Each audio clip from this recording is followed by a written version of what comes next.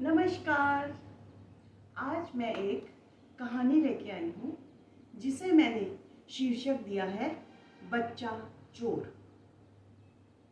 पूरे गांव में खबर फैल गई थी कि आसपास के क्षेत्र में कुछ दिन से कुछ बच्चा चोर आए हुए हैं। कुछ दिन से गांव के कई क्षेत्रों में कुछ संदिग्ध गतिविधियां करते हुए देखे गए थे। वे लोग गाड़ी में आते थे, किसी भी क्षेत्र में घूमते दिखते थे, कभी किसी पेड़ पर, कभी किसी खंबे पर कुछ लिखकर चले जाते थे, मानो अली बाबा और 40 चोर की कहानी का चोर कोई निशान लगाकर जा रहा हो। जाने उनका क्या इरादा है। ऐसा लग रहा है मानो उनकी नज़र हमारे बच्चों पर है और मौका मिलते ही वो बच्चों को उठाकर ले जाएंगे। ऐसी बातें गांव भर में होने लगी थी। स्त्रियों ने बच्चों को बुलाकर समझाना शुरू कर दिया था कि बाहर मत निकलो, कुछ बच्चा चोर आए हुए हैं जो बच्चों को उठाकर ले जाएंगे। कोई बच्चों को भी चुराता है क्या? बच्चे पूछते। वो हमें क्यों उठाएंगे? वो हमारा क्या करेंगे? हम कोई उनके बच्चे थोड़ना है। मासूम बच्चे, उनके क्या अपने बच्चे नहीं होते?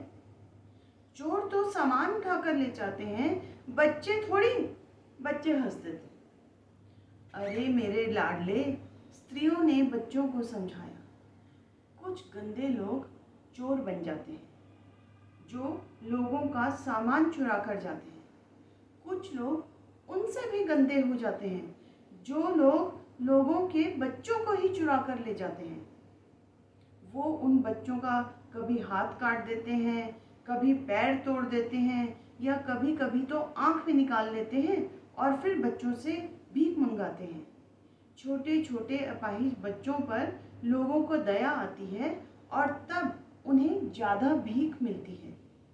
फिर वो चोर बच्चों से पैसे ले लेते हैं। बच्चों को तो ढंग का खाना भी और रहना भी नहीं मिलता। जो बच्चा रोता है वो लोग उन्हें मारते भी हैं। हाय राम, चोर बच्चों को मारते क्यों हैं? क्या उन्हें दर्द ना होगा? वो कौन सा अपने बच्चों को मारते हैं?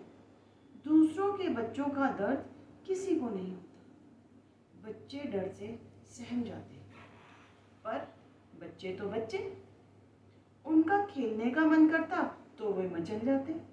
हमें बाहर जाना है, खेलना है, कुछ ही देर बाद वो बेचैन हो जाते।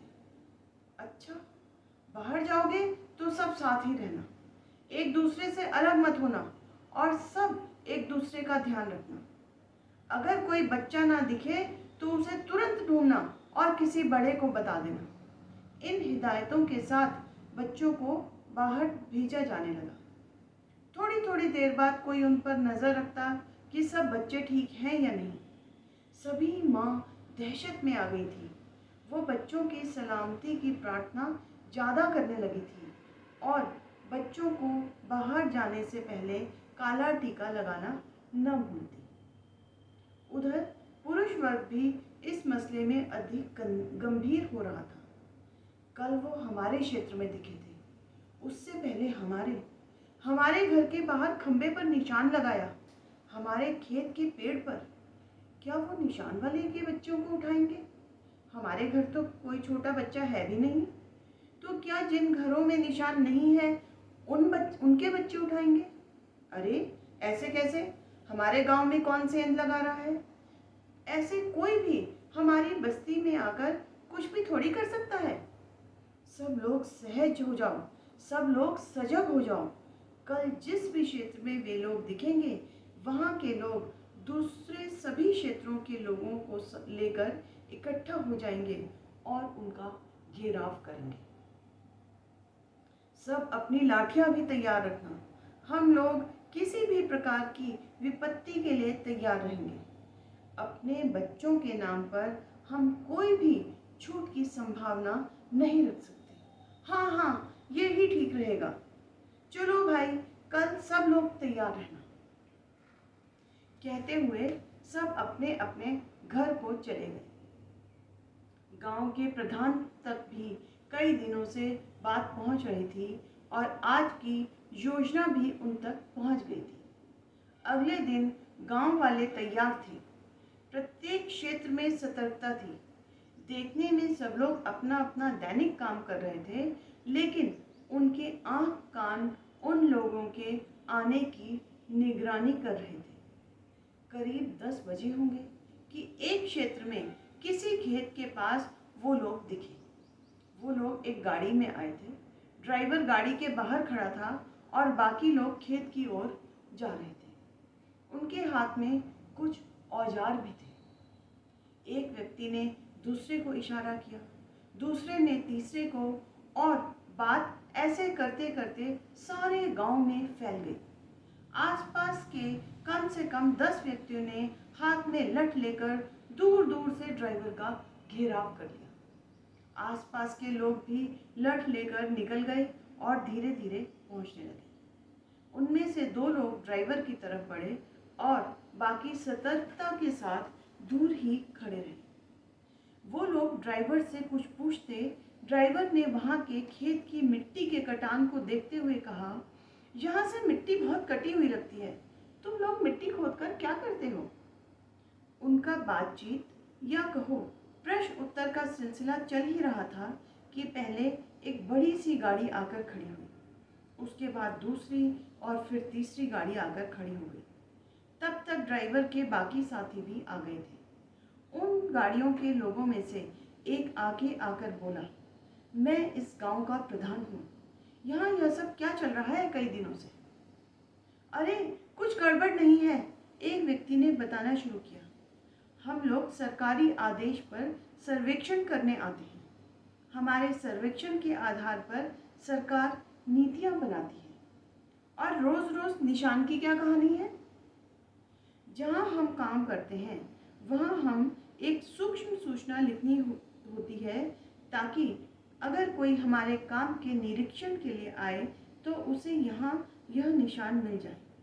अरे तो मतलब कुछ गड़बड़ वाली बात नहीं है? बिल्कुल नहीं। प्रधान जी को उन लोगों से बात करते देख कर लोगों के लठ की पकड़ भी ढीली हो गई थी। आखिर वो उनके चुने हुए प्रधान थे और सब उनका बहुत आदर और उन पर विश्वास करते थे। अच्छा चलो हमारे साथ, हम सब साथ में चाय पीते हैं। चाय समाज में मेलजोल बढ़ाने का जरिया है। कुछ देर में वो सब प्रधान जी के कार्यालय में ड्राई फ्रूट्स के साथ चाय पी रहे थे। धीरे धीरे गांव वालों में भी यह बात फैल गई थी कि वो सब भी अपने अपने काम पर लग गए थे। अच्छा यह बताओ प्रधान जी, यहाँ जितने भी लोग थे उन सबके हाथ में लठ क्यों थे? अरे क्या बताऊं, इधर 3-4 दिन से क्या कहानी चल रही है। गांव वाले आप लोगों को बच्चा चोर समझ रहे थे। सबने आज आप सबको घेरने की योजना बनाई हुई थी। हम और बच्चा चोर? हम तो खुद सरकारी कार्य के लिए अपने छोटे छोटे बच्चों को घर छोड़कर आए हैं। उनकी आवाज़ में सरकार के प्रति प्रतिबद्धता और घर से दूर रहने की उदासी दोनों ही सुनाई दी। धन्यवाद। बाय बाय, फिर मिलेंगे।